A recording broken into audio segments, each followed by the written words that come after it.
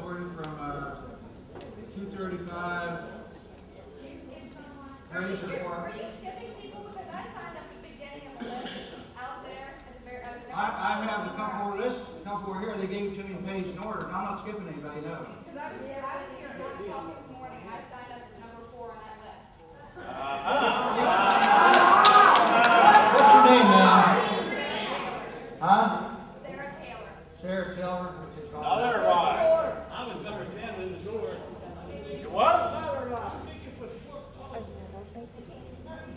That's why you don't know what's in the Sarah, I have it checked off. Would you come forward, please, then, Sarah? Hey, look at the writing. Look at that. I mean, you know, it's all together here. I'm trying to do the best. I'm going to get everybody. When you called Bobby Dick in here, I think I heard part of my address. I don't know whether you called me or not. Driver Avenue. What's your name? John Graham. Yes, you're John Cramp, 838 Driver Avenue. That's right. I'll call you, get you next, and I do have you here. Okay? All right. I'm sorry, Ms. Miller. My name is Sarah Taylor. I live in Frostburg, Maryland. I'm currently a nurse and in the military. So I work with our local law enforcement every single day.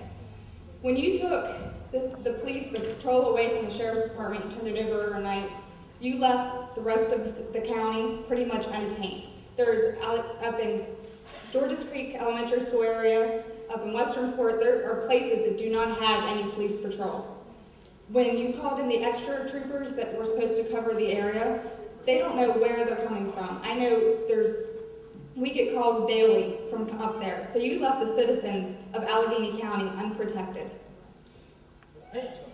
You're putting a price on our safety, basically, because of this budget. You did it overnight. You did not research it. You can't even give us the numbers to how much it's going to cost over the power of next year.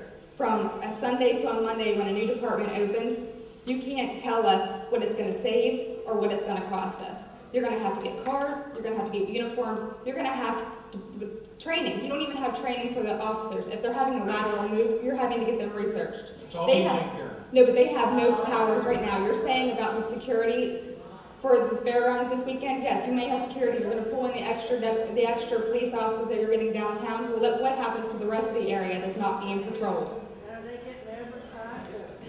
The sheriff's department just recently went back to Cat Eye, and a week later you're taking the patrol away from them. That makes no sense. You didn't even let them have the chance to counteract the budget that went over. If you would have let them have a chance to see if, when it all comes down to it, if you would have let them have more deputies, the overtime budget would have never been there to begin with. You say that more brings in more money to the community. Well, what about all the grants that you have, the drug interdictions from the state of Maryland, and the DWI stuff that comes down, and everything else that comes into Maryland? Are you is the new bureau going to get that? Yes, the bureau will get the grants. Get everything. Okay, what happens to the deputies later on? Say that you guys are voted out of office. Is there going to be a security for these deputies that are going to be taken on? I know for a fact that today, none of them are, they haven't slept all week. They haven't ate. It's making them sick because they don't have any job security right now. They're up in limbo. And you're taking away from them what they love to do the most. Right,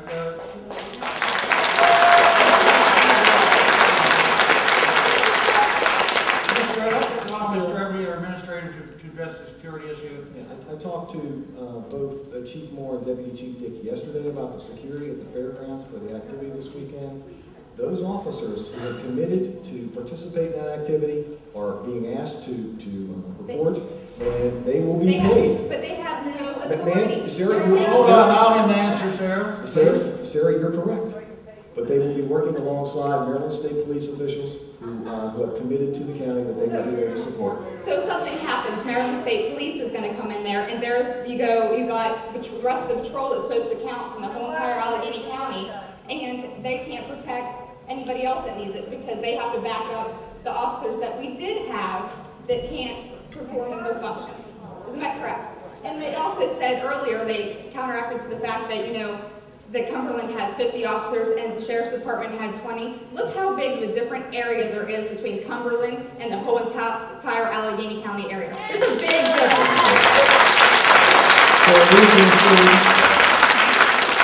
we've been assured by Maryland State Police that they will have adequate enforcement protection here in the county in consideration of this weekend's activity. That means security at the fairgrounds, that means road patrol activity. But where is the budget coming from that? Is it coming from the county or from the county shortage?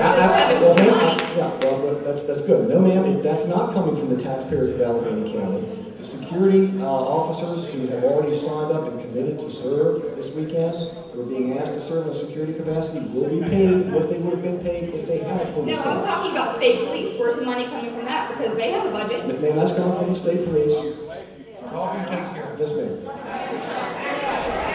You're putting the public in jeopardy. Okay, thank you. We need to move on. We've got a lot of people want to talk to.